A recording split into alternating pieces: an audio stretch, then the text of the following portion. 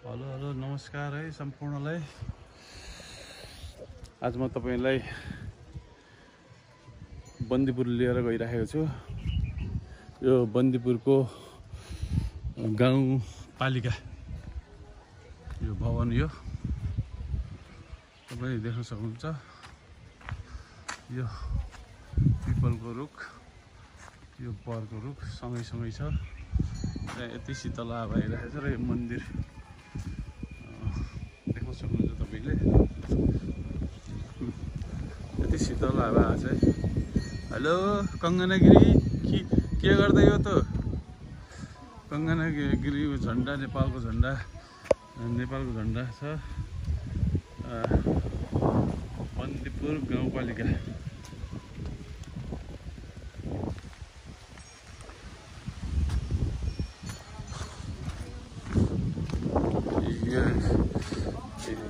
काजलगिरी हेर्न सक्नुहुन्छ। नमस्कार, म तपाईलाई आज बन्दीपुर घुमाइरहेको छु। तपाईले हेर्नुहोस्, एकदमै घाम पनि लागेको छैन, तुवालो लागिरहेको छ।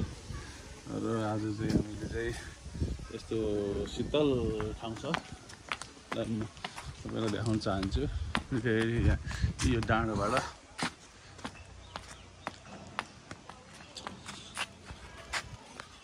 यो चाहिँ दमौली फर्किने बाटो। यो बन्दीपुर सहर,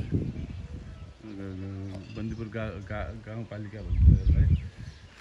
यो यति शीतल हावा छ। यहाँ काजलगिरी आफ्नो टिकटकमा अब गरिराखेकी छ। कस्तो लाग्यो यो ठाउँ? राम्रो। कस्तो लाग्यो अरे? राम्रो। र शीतल हावा पनि छ, घाम लागेको छैन है।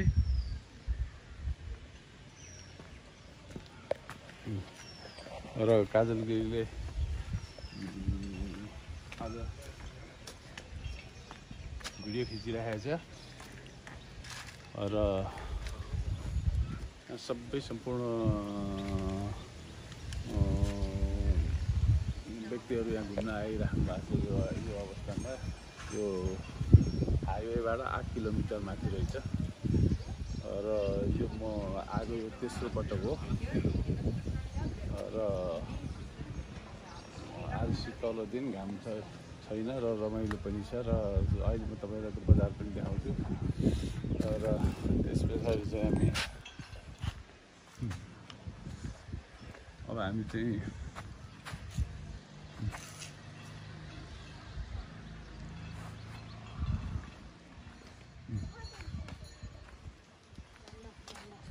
के घुमाइपुग्यो? घुम्यो? बन्दीपुर घुम्यो?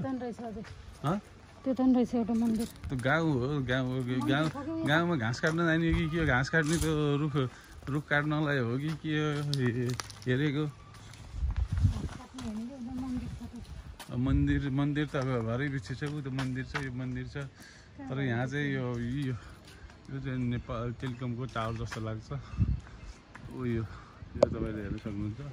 नेपाल टेलिकमको टावर जस्तो लाग्छ यहाँबाट हेर्दाखेरि। यहाँ चाहिँ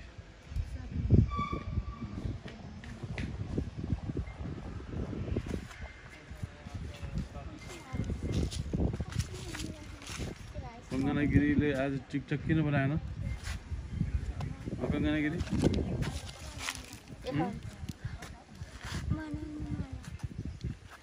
आज कङ्गनागिरीको मोड अफ छ अरे। अब टिकटक बनाउनु नपाएर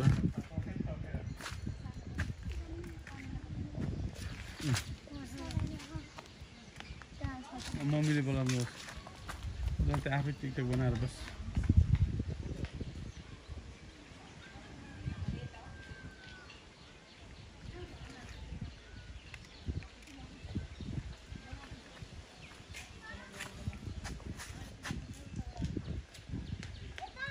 यता